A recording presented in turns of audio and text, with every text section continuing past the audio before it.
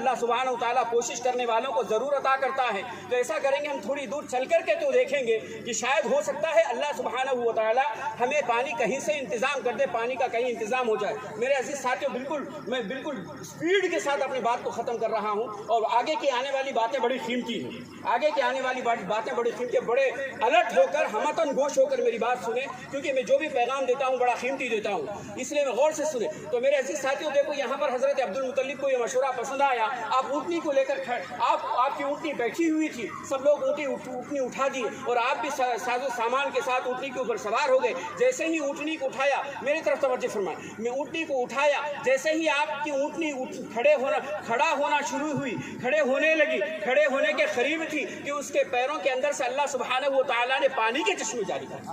पानी के चश्मे जारी कर दिए। पानी के चश्मे जैसे ही जारी कर दिए, जितने मुखालिफिन थे, जितने कुएं पर कब्जा चाहते थे, जितने कुएं को अब शरीक होना चाहते थे, सब ने इस बात को मान लिया और इस बात के कायल हो गए कि भाई देखो, अब ये बात तो दुरुस्त है, ये अल्लाह की तरफ से आपकी मदद है, अल्लाह की तरफ से आपकी नुसरत है, अल्लाह सुब्हानहू व तआला आपको इसकी मिल्कियत आपके हाथ में देना चाहता है। जमजम का कुआं मक्का में है, लेकिन यहाँ बीचों बीच बियाबान के अंदर पानी को छुपाकर फिर आपके ऊँटनी के कदमों से पानी को निकालकर ये बता रहा है कि जमजम तुम्हारा है। तो मैं ये कह रहा हूँ, इस वाक़ये के अंदर न जमजम को वहाँ पर निकालना था, न जमजम यहाँ पर पानी को निकाल कर पानी पिलाना था, बल्कि अल्लाह को नबी पाक सल्लल्लाहु अलैहि वसल्लम का प्यारे अंदाज में इस्तकबाल करना था। सुभान अल्लाह।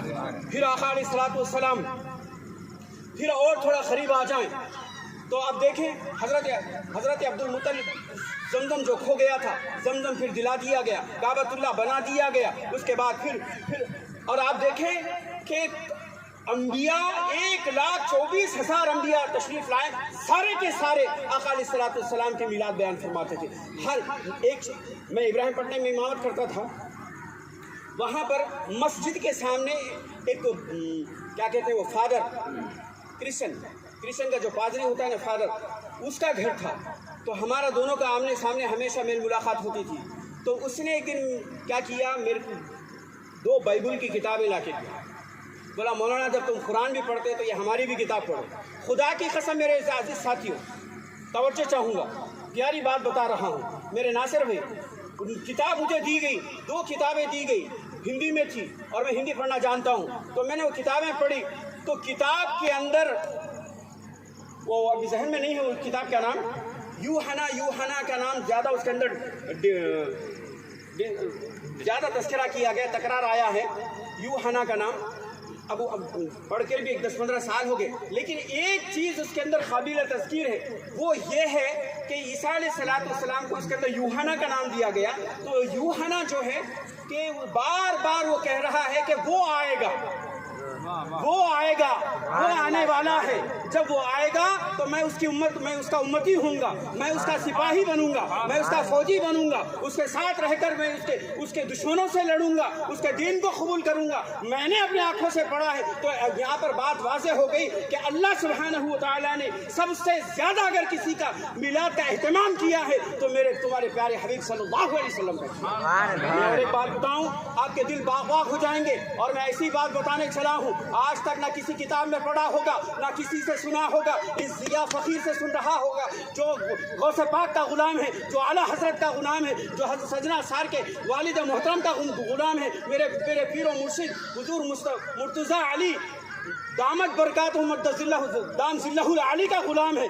मैं बता रहा हूँ। और अब मेरे बात को रिकॉर्ड कर लेना, अगर कोई कहे कि इसने गलत कहा है तो मैं फिर से कलमा पढ़ूंगा और मेरी गर्दन मार देना है तो मार सकते हैं। आप देखें, अल्लाह पाक ने कुरान मजीद में, अल्लाह पाक ने आका अलैहिस्सलातु वस्सलाम ने फरमाया 1,24,000 अंबिया आए हैं। कितने आए हैं? 1,24,000 अंबिया अलैहिस्सलातु वस्सलाम कमोबेश तशरीफ़ लाए हैं। मेरे प्यारे साथी को उठा दो, ये साथी को उठा दीजिए, एक मरतबा दरूद पाक पढ़ें। बिल्कुल सही बात। बच्चा माँ की गोद से निकलता है, बच्चों में जाके खेलता है, 10 मिनट 15 मिनट घंटा 2 घंटे खेलता रहता है, नींद नहीं आती। लेकिन जब जैसे माँ जाकर बच्चे को पकड़ लेती है, गोद में ले लेती है, جب گود میں لے لیتی ہے تو اس پر نیند کا خمار شروع ہو جاتا ہے، نیند کا خمار شروع ہو جاتا ہے۔ کیوں؟ اس کی وجہ یہ ہے کہ ماں کی گود سکون کی جگہ ہے، ماں کی گود سکون کی جگہ ہے۔ تو ماں کہتی ہے بیٹے تھوڑا سا دودھ پی لو اور سو جاؤ، تھوڑا سا دودھ پی لو اور سو جاؤ۔ تو اسی طرح میرے ساتھیوں، جب دینی محفل میں ہم یہاں پر شریک ہو جاتے ہیں تو ہوتا کیا ہے؟ اللہ کی سکینہ نازل ہوتی ہے، وہ کیا ہے؟ سکون ہے۔ تو نیند آنے لگتی ہے، نیند کا خمار آتا ہے۔ شیطان چاہتا نہیں کہ ہمارا بندہ، شیطان چاہتا نہیں کہ اللہ کا بندہ کچھ سیکھ لے، سمجھ جائے اور عاشق رسول ہو جائے۔ عاشق رسول ہو گیا تو پھر میرے جال سے آزاد ہو گیا، پھر پکڑا نہیں جا سکتا، اس لیے نیند طاری کرتا۔ تو ہم لوگ کیا کہتے ہیں؟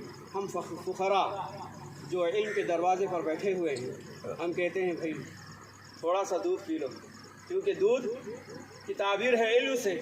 تھوڑا سا سن لو پھر سو جانا، تھوڑا سا سن لو پھر سو جانا۔ سو جانا ضرور، سونا ہے، اور اتنا سونا ہے، اتنا سونا ہے، اتنا سونا ہے۔ اگر ہم پیارے آقا کے غلام ہو کر کے گئے ہیں تو ابھی حضرت نے فرمایا تھا عصر اور مغرب کے درمیان کا وقت ہی محسوس ہوگا۔ اتنا لمبا سونا ہے کہ نہ تو کوئی دماغ سوچ سکتا ہے، نہ کوئی کتاب اس کو شمار کر سکتی ہے، ان تعداد کو شمار کر سکتے نہیں کرتے۔ تو میرے عزیز ساتھیوں، ایک مرتبہ درود پاک پڑھو، بڑی پیاری بات ہوتا ہے۔ اللہم صلی علی سیدنا شفیعنا و مولانا محمد مبارک وسلم، صلاۃ و سلام علیک یا رسول اللہ۔ تو میں یہ عرض کر رہا تھا، اللہ سبحانہ و تعالیٰ کے 1,24,000 سے کم و زائد انبیاء اکرام تشریف لائے ہیں، لیکن سب کا قرآن میں تذکرہ نہیں فرمایا، سب کا قرآن میں تذکرہ نہیں فرمایا، لیکن چند انبیاء اکرام کا تذکرہ فرمایا۔ ان میں سے غالباً 25 انبیاء اکرام کا تذکرہ آیا ہے۔ ان 25 میں سے چند انبیاء اکرام کے ولادت کا تذکرہ فرمایا۔ کس انداز میں فرمایا؟ آج ہمیں فخر کرنے کی ضرورت ہے۔ فخر میں ہمیں اپنے آپ کو بڑا فخر محسوس کرنے کی ضرورت ہے کہ اللہ پاک نے ہم کو کتنی بڑی نعمت سے نوازا ہے، کیسے عظیم اور کیسے محبوب خدا کی امت بنایا ہے۔ آدم علیہ السلام بھی اللہ کے نبی ہیں، آپ بھی کہیں گے اور میں بھی کہتا ہوں، آپ بھی کہتے ہیں کہ حضرت آدم علیہ السلام اللہ کے نبی ہیں۔ اس کے بعد میں کہتا ہوں کہ آپ سے پوچھوں گا کہ آپ بتائیے کہ آدم علیہ السلام اللہ کے دشمن تھے؟ تو آپ کہیں گے کہ مولانا نہیں تھے، اللہ کے پیارے تھے۔ تو میں کہوں گا کہ بالکل آپ نے سچ کہا کہ حضرت آدم علیہ السلام پیارے تھے۔ میں اس کے آگے بڑھ کر کہوں گا پیارے ہی نہیں تھے، معصوم بھی تھے، پیارے بھی نہیں تھے، معصوم بھی تھے، اور ساری کائنات کے سبب تھے، سارے انسانوں کی پیدائش کے ولادت کے سبب تھے۔ اور اس کے آگے چلیے، حضرت موسیٰ علیہ نبینا علیہ السلام بھی اللہ کے پیارے تھے۔ اللہ خود کلام فرماتا تھا، اللہ خود کلام فرماتا تھا، اور حضرت عیسیٰ علیہ السلام کو تو اللہ نے فرمایا روح اللہ کا لقب دیا نہیں دیا؟ بتائیے۔ لیکن آپ غور کریں، آدم علیہ السلام کی بھی ولادت ہوئی، آدم علیہ السلام بھی تشریف لائے، موسیٰ علیہ السلام بھی تشریف لائے، حضرت عیسیٰ علیہ السلام بھی تشریف لائے، لیکن جو میرے تمہارے نبی پاک صلی اللہ علیہ وسلم کے میلاد النبی، میلاد کا اللہ پاک نے جو اہتمام فرمایا، جو قدر سے نوازشات فرمائی، جو اونچے بلندیوں کے ساتھ منایا، حضرت آدم علیہ السلام کا نہیں منایا۔ حضرت موسیٰ علیہ السلام کے لیے وہ بہترین الفاظ، وہ جامع الفاظ عنایت نہیں کیے۔ حضرت آدم علیہ السلام جب دنیا میں تشریف لائے تو آپ کے لیے قرآن میں تذکرہ آیا، قُلْنَا اهْبِطُوا بَعْضُكُمْ لِبَعْضٍ عَدُوٌّ۔ قلنا کا معنی کیا ہے کہ اللہ فرماتا ہے ہم نے کہا اہبطوا، اتر جاؤ، قلنا اہبطوا، اتر جاؤ۔ آدم علیہ السلام آئے تو آپ کے میلاد کو اللہ پاک کیسے منا رہا ہے، آپ کی ولادت کا کیسا تذکرہ کر رہا ہے، اس کے اندر کوئی تعریف، کوئی مدح زیادہ ہمیں نظر نہیں آ رہی ہے۔ فرما رہا ہے قلنا اہبطوا، اے آدم تم اتر جاؤ، کیونکہ تم ایک دوسرے کے دشمن ہو۔ حضرت موسیٰ، بہت سارے انبیاء تھے، ان سب کا تذکرہ نہیں کر رہا ہوں، بالکل اختصار سے بات کو ختم کر رہا ہوں۔ حضرت موسیٰ علیہ السلام آئے تو اللہ کے رسول نے فرمایا وَأَوْحَيْنَا إِلَى مُوسَىٰ إِلَىٰ أَرْضِعِهِ کہ فرمایا اے موسیٰ علیہ السلام کا ولادت کا تذکرہ کیسے فرمایا کہ ان کی ماں کو فرمایا کہ تم اس کو دودھ پلاتے رہنا.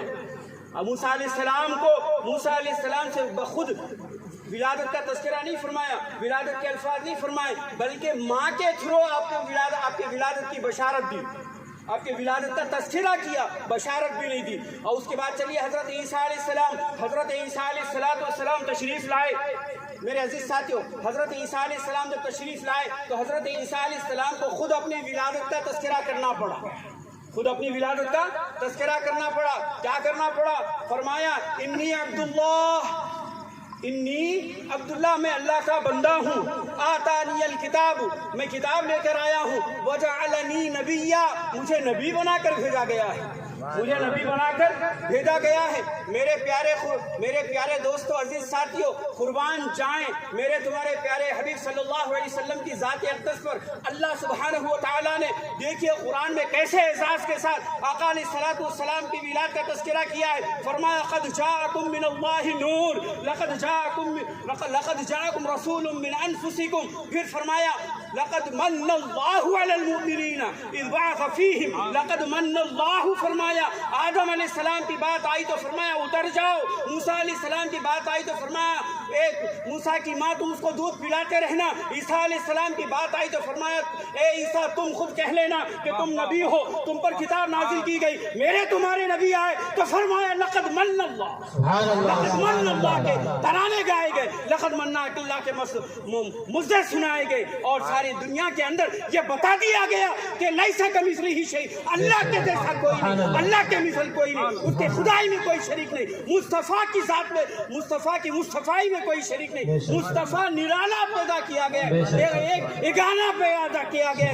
اس کی ولادت بھی ایسی معظم ہو, ایسی معتبر ہو, ایسی معزز ہو, ایسی اونچے درجے کی ہو کہ اس کے ولادت کی گرد کو بھی کوئی نبی نہ پہنچے, کوئی نبی نہ پہنچے. تو میرے عزیز ساتھیوں, عہد کریں گے نا کہ ہم جس میلاد کو اللہ مناتا ہے, جس میلاد کو پیغمبر مناتے ہیں, جس میلاد کو صحابہ مناتے ہیں, جس میلاد کو اور تابعین مناتے ہیں, تبع تابعین مناتے ہیں, اولیاء مناتے ہیں, علماء مناتے ہیں, ہم منائیں گے یا نہیں منائیں گے؟ گھروں پہ روشنیاں کریں گے نہیں کریں گے؟ بتائیے کوئی ماں ایسی ہے جس کے پیٹ کے اندر کوئی آ گیا ہو؟ آپ بھی آئے ہیں, میں بھی آیا ہوں, میرے باپ بھی آئے ہیں, میرے دادا بھی آئے ہیں, سب کچھ آئے ہیں, سارے آئے ہیں. لیکن بتائیے کہ کسی کی والدہ پتھر پر قدم رکھتی ہو, وہ پتھر پھول بن جاتا ہو.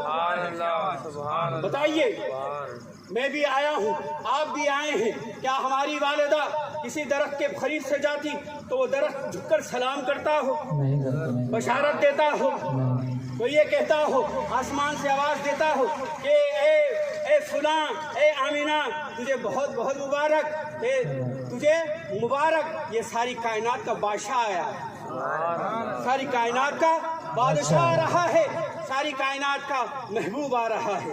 تو میرے عزیز ساتھیوں, ہمیں میلاد بنانا ہے.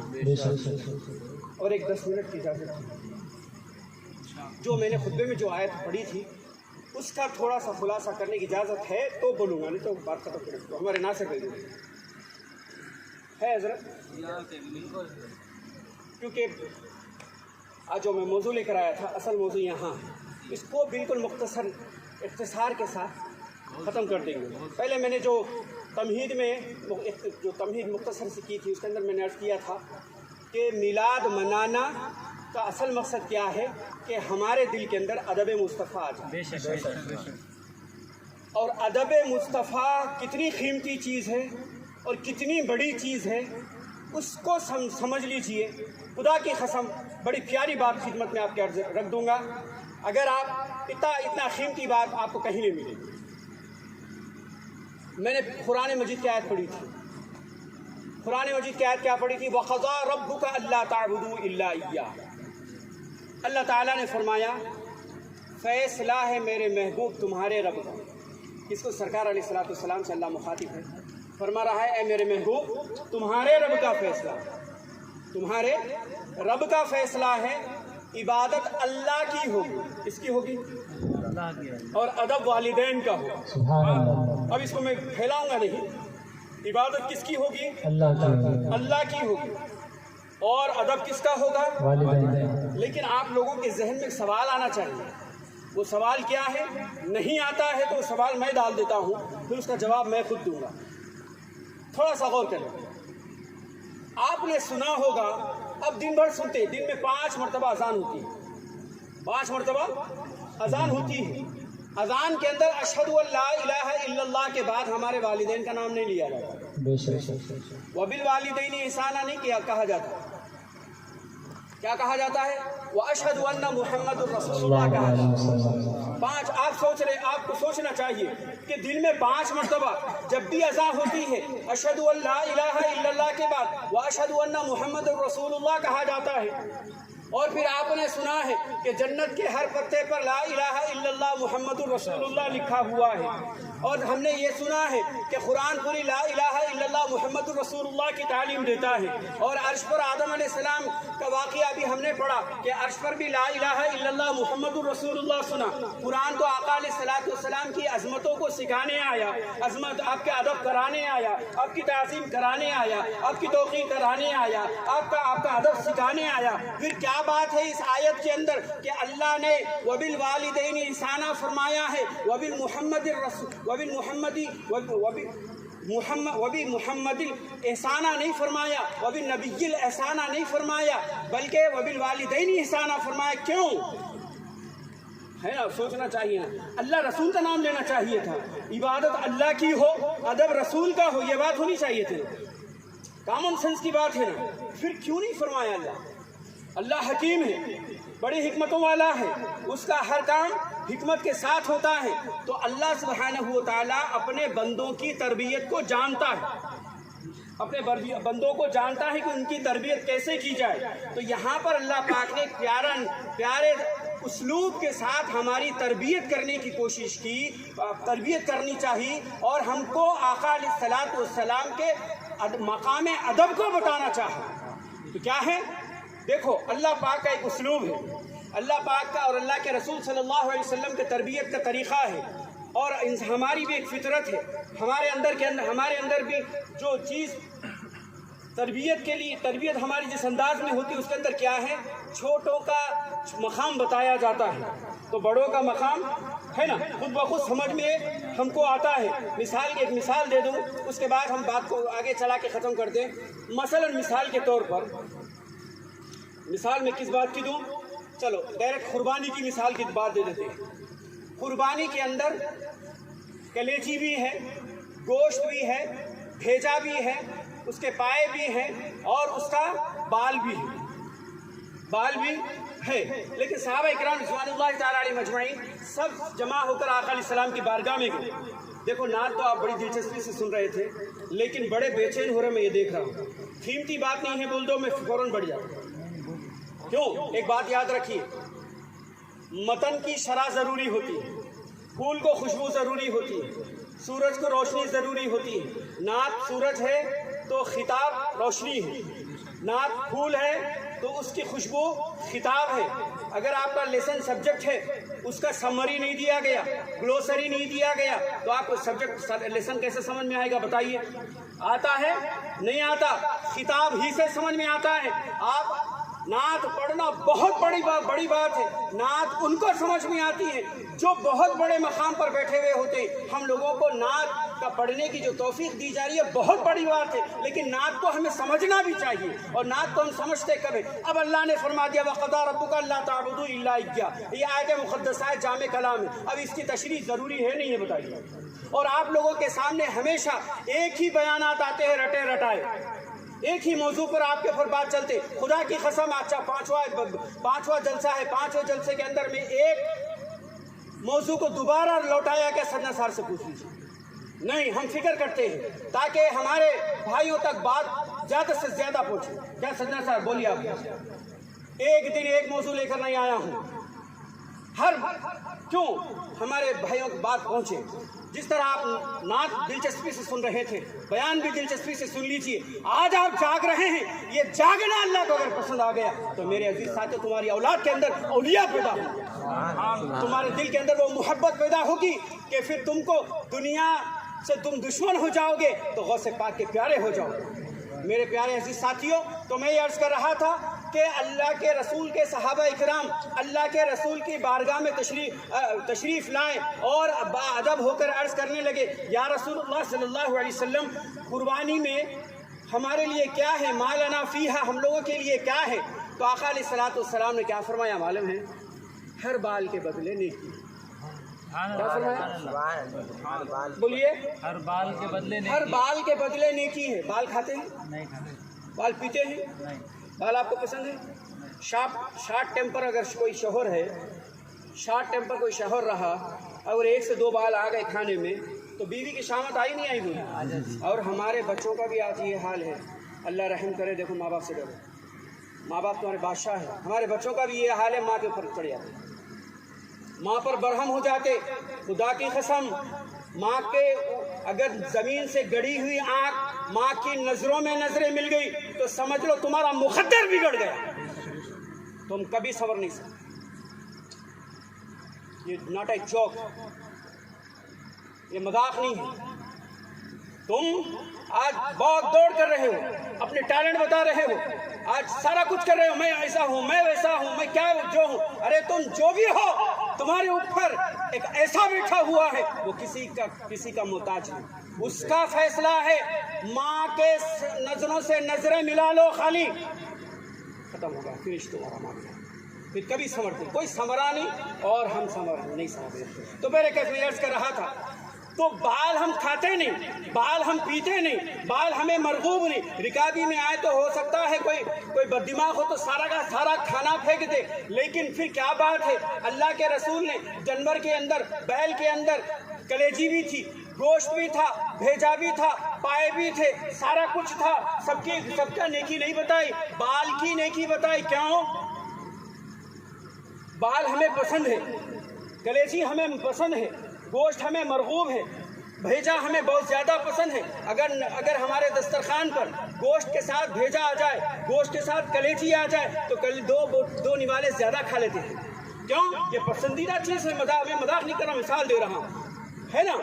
تو زیادہ کھا لیتے ہیں. تو ہم کو زیادہ مرغوب کیا ہے؟ کلیجی ہے, بھیجا ہے, گوشت ہے, بال نہیں ہے.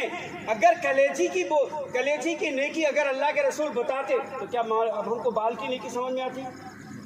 بال کی نیکی سمجھ میں آتی؟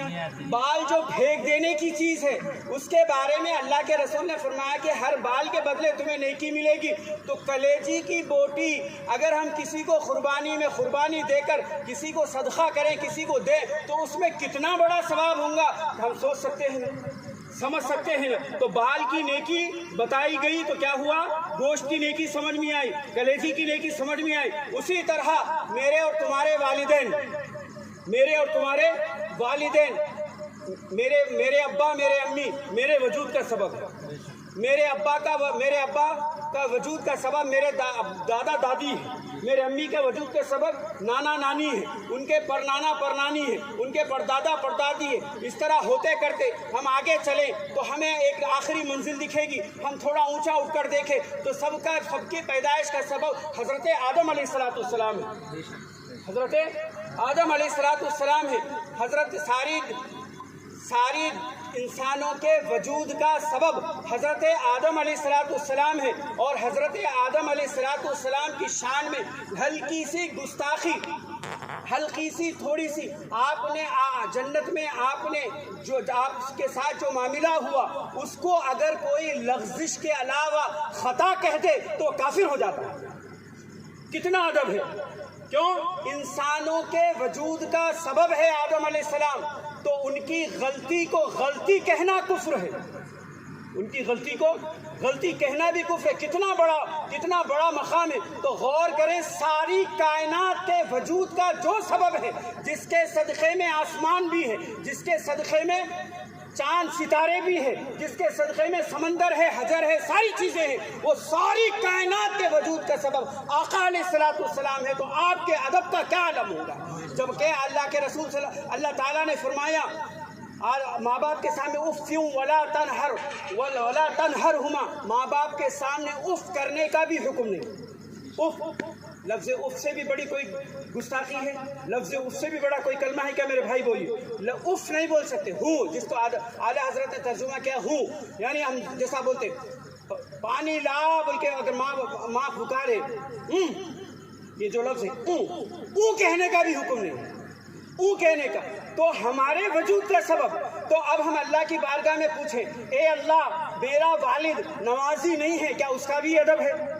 तो अल्लाह फरमाता उसका भी अदब है। अब आखिरी और एक मिसाल, मेरा वालिद अगर काफिर है तो उसका भी अदब है, तो अल्लाह फरमाता उसका भी अदब है। गौर करें, नमाजी है तो भी अदब है, नमाजी नहीं है तो भी अदब है, और वालिद काफिर है तो भी अदब है।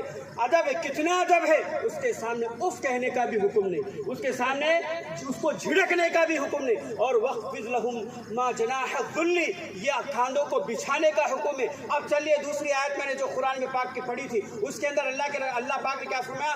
या अय्युहल्लज़ीना आमनू ला तरफ़अू अस्वातकुम फ़ौक़ सौति नबी, मेरे ए ईमान वालो सुन लो, मेरे नबी की आवाज़ पर अपनी आवाज़ को बुलंद ना करना। अब यहाँ पर ये दोनों चीज़ों का मुआवजा करें। यहाँ पर वालिदैन के बारे में भी कहा कि उनके सामने उफ ना कहना, और आका अलैहिस्सलाम के शान में भी फरमाया कि आका अलैहिस्सलाम की आवाज़ पर आवाज़ ऊंची नहीं करना। तो इसका मतलब क्या है? इसका मतलब समझे मेरे अजीज साथियों, मतलब समझ लेंगे तो हमें बहुत बड़ी बात समझ में आ जाएगी। यहाँ पर वालिदैन को उफ ना करने का जो हुक्म दिया है, वो वालिदैन के साथ गुस्ताखी ना करने का हुक्म दिया है, वालिदैन के साथ बदसलूकी ना करने का हुक्म दिया है।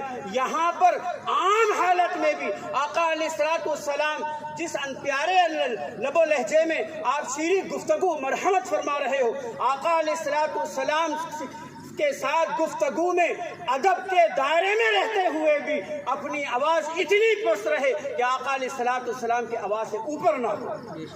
तो आखिर इसका हुक्म बता दो, आधा वालिदैन के सामने उफ कहना क्या है? हराम है। उफ कहना क्या है?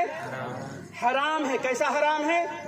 जिस तरह शराब पीते हो, शराब पीना हराम है, जिस तरह जिना करना हराम है, जिस तरह नमाज़ों को छोड़ना हराम है, जिस तरह किसी का कत्ल करना हराम है, जिस तरह किसी की चुगली करना हराम है, उसी तरह वालिदैन के सामने उफ कहना भी हराम है।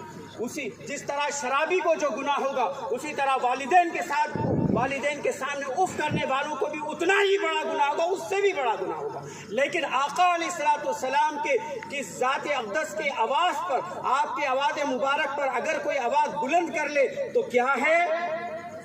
बोलिए, कुफ्र है। आका अलैहिस्सलाम के आवाज़ पर कोई आवाज़ बुलंद कर दे तो वो काफिर हो जाता है। माँ बाप के साथ गुस्ताखी करे तो वो हरामी होता है। तो आका अलैहिस्सलाम के साथ गुस्ताखी करे, आवाज़ को अपनी बुलंद करे तो वो काफिर हो जाता है। वालिदैन के लिए अल्लाह ने खांदा झुकाने का हुक्म दिया है, और नबी पाक सल्लल्लाहु अलैहि वसल्लम के लिए गर्दन कटाने का हुक्म दिया है। वालिदैन के लिए कांधा झुकाया जाता है तो अल्लाह के रसूल सल्लल्लाहु अलैहि वसल्लम के लिए गर्दन दी जाती है। सुभान अल्लाह, सुभान अल्लाह। तो मेरे अजीज साथियों, मैं याद करना चाह रहा था कि इससे हमें ये पता चला कि अल्लाह के रसूल का अदब इतना बड़ा है। एक जाहिल परले दर्जे की अगर हमारे माँ अंगूठा टेक अगर हमारी माँ है तो उसके सामने अदब से खड़े होने का हुक्म है। तो लोग कहते हैं कि वाह हमारे नबी हमारे बड़े भाई जैसे हैं, चौधरी जैसे हैं, वह एक बड़े जैसा सरदार की इज्जत जो की जाती है, अदब जो किया जाता है, उस तरह अदब किया जाए तो उन्हें सोचना चाहिए, होश के नाखून लेना चाहिए, उन्हें ठंडे दिल से सोचना चाहिए। तुम्हें क्यों नबी से दुश्मनी है? तुम क्यों नबी से बुग़्ज़ है? तुम नबी के कलमा पढ़ते हुए नबी पाक सल्लल्लाहु अलैहि वसल्लम की गुस्ताखियों की तालीम क्यों देते हो? जबकि कुरान कहता है या अय्युहल्लज़ीना आमनू ला तरफ़अू अस्वातकुम, कि नबी पाक सल्लल्लाहु अलैहि वसल्लम की पर आवाज़ उठा दे तो काफिर हो जाए। और उसके अमाल, अगर उसके पास हजारों हज हो, हजारों सजदे हो, लाखों करोड़ों सजदे हो, तो अल्लाह ने फरमाया मैं तुम मेरे نبی کی آواز پر آواز اٹھاؤ گے, میرے نبی کے دین پر تم ایک قدم ہو کر اونچا کرنے کی کوشش کرو گے تو میں تمہارے اعمال ایسا چھین لوں گا کہ تمہیں اس کا پتہ بھی نہیں چلے. سبحان اللہ, سبحان اللہ. نعرہ تکبیر, نعرہ رسالت, سرکار کی آمد, آقا کی آمد, مکی کی آمد, مدنی کی آمد.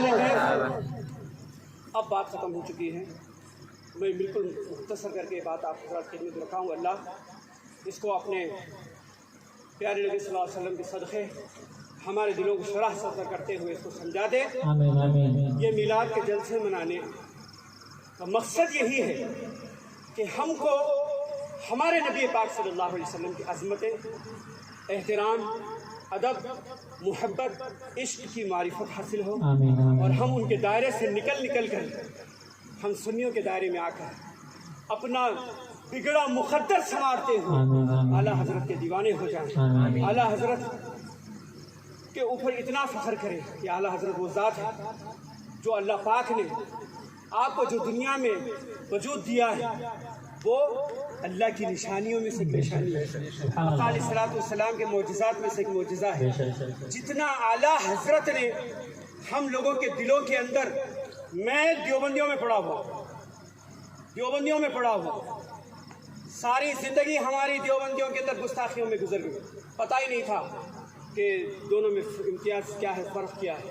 لیکن جب اعلیٰ حضرت کو پڑھا تو پھر اعلیٰ حضرت کے ایسے ہو گئے, چاہے ہمارے لوگ ہمیں صلاح کلی کہے, چاہے ہمارے لوگ ہمیں جو چاہے کہہ لینے دو, کہنے میں کیا برا ہے. اعلیٰ حضرت نہ فرمائے ہمارے, اللہ نہ فرمائے تو بس سرکار نہ فرمائے, دوسرے کے کہنے سے کچھ ہوتا تھوڑی ہے.